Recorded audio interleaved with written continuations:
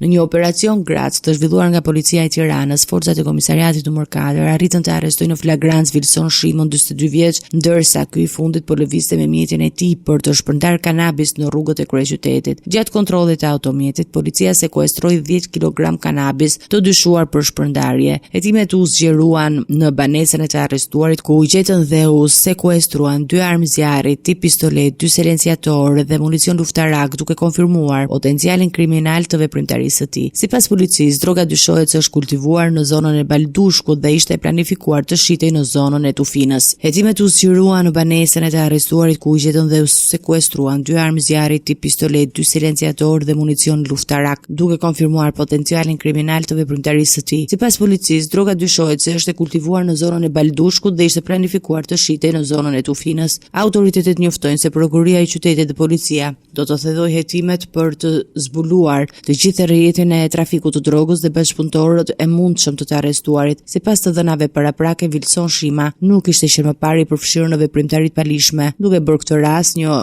operacion të rëndësishëm për ndalimin e shpërndarjes së drogës në kryeqytet.